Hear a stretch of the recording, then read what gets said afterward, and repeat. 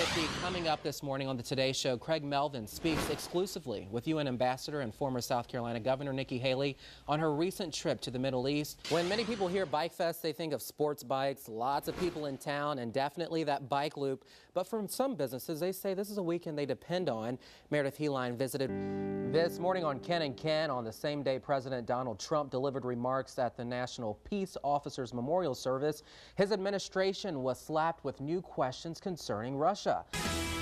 Breaking news center overnight, South Carolina Highway Patrol investigating a crash that killed 3 people in Dillon. We know at least one traffic light is out at the intersection of South Freight. Right here, closer back to home, a South Carolina police chief is speaking out on the proposal to allow South Carolinians to openly carry guns without permit or training after a suspected suicide bomber detonated a bomb, killing at least 22 people and injuring more than 50 last night.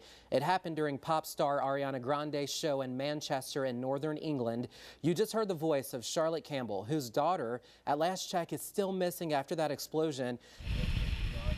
It's a Saturday night, around midnight, and Corporal Anthony Fox, one of 5 deputies on the new traffic team, is showing us how the Florence County Sheriff's Office is planning to reduce the number of crashes through education and enforcement. So what we do is we look at where crashes are occurring. We look at when those crashes are taking place. What we'll do is we will go out and try and put officers on those roads at those times so that they can go look for the violations that are contributing the most to these collisions. It wasn't even 15 minutes into our ride. Yeah, we're gonna stop this car. Fox turned on his blue lights 206-1040 and stopped a car. Now, why are we stopping them? Tags are expired. Okay. They went out in October. Fox says as he conducts traffic stops, he's looking for signs of impairment and not just the signs that someone is drunk. Good evening, how are you? I'm all right, sir. How are you? Good, you have your license with you? We can interview somebody.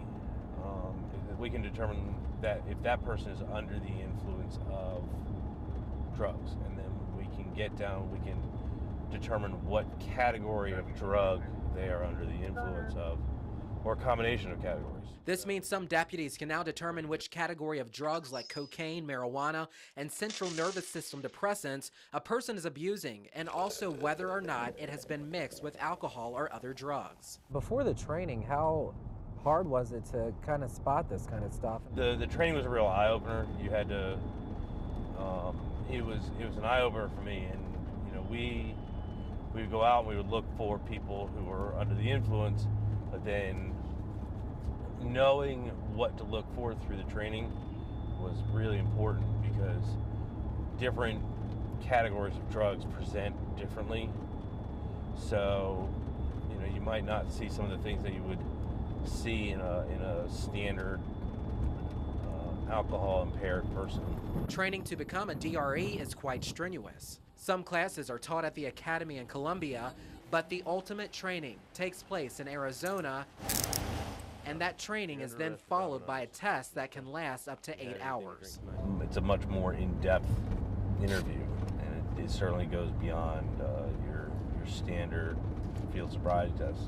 And all of the DRE interviewing is done post-arrest, post-breath test. You know, he's getting close to the center line there. DREs can also determine if someone is abusing prescription medicine. 206-1040. What you're doing is you're showing through the interview process, the drug recognition interview process, that you can tell that person's ability to drive is impaired. So, and that person should not be operating a motor vehicle because they are under the influence of, and then you can say what category of drug. How you doing? Get your license with you? The hope is this targeted enforcement will lower the number of people being killed on the roads. The speed limit got away from you? On our ride along, where Fox was able to give warning tickets for specific violations, he did. We give out these little pamphlets whenever we write somebody a ticket. But he also handed out information about the efforts to stop people from dying in fatal collisions.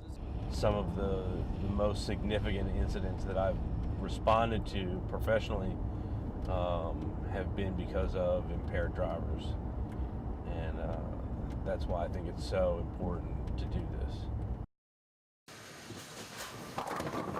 More than 400,000 veterans live in the Palmetto State. You know many of them, your father, grandfather, neighbor, and friends, many of whom are retired. I met up with some at the Southgate Bowling Alley in Florence. These men and women once served in some aspect in the armed forces, but now they gather here a couple times a week for a game or two of bowling. These folks hope that a new bill being debated in the State House will roll changes into military retirees' pockets. The sacrifices that the veterans have made, I think more than would warrant or qualify them for tax exempt of their retirement pay. Retired Sergeant and Major Rick Walden for the U.S. Army is talking about House Bill 3147. And what's good for the veterans is good for the county. What's good for the veterans is good for the state. The bill was introduced back in January of 2015. It would change the tax laws in the state and strike out taxing the retirement salaries of those who have served. It says that the dollars that you've earned through retirement, if you come back to South Carolina and live in South Carolina, we're not going to tax those dollars. District 63 House Representative Jay Jordan says this bill was a no-brainer when it came time for him to support it. So I think first and foremost it shows respect and appreciation to our service members. And then also I think it has the ability to be positive for our local and state economy going forward. The thought behind not garnering state taxes on retired veterans' pensions is that it will cause the state to become a more attractive permanent location for vets and their families. Some of these folks that have perhaps been stationed here temporarily during their active service might say, South Carolina is a great place to live. Let's retire back to South Carolina. When you've got a competing state that gives an incentive, such as no tax on their salary, why would I want to stay in a state that's going to tax my salary when I can go to a state that does not tax it? Beyond the 9 states that do not have any income tax at all, there are 13 boomer states that all say no to taxing military pensions. Bill supporters say we are missing major income from those vets who choose to head to more military-friendly states to eat, play, and live. So the few thousands of dollars that we would have gotten in state taxes, we've lost their whole retirement pay. The $30,000 that they would have spent locally is now going to a competing state that says, come live with us, we won't tax you. It surely brings about more disposable income for the veterans to spend and invest back into the community because they're going to buy. They're going to buy homes, they're going to buy cars, they're going to buy food, they're going to buy clothing, and the list just goes on and on and on. So it is truly, we as veterans see it, and I see it as a veteran, as a win-win situation for the state.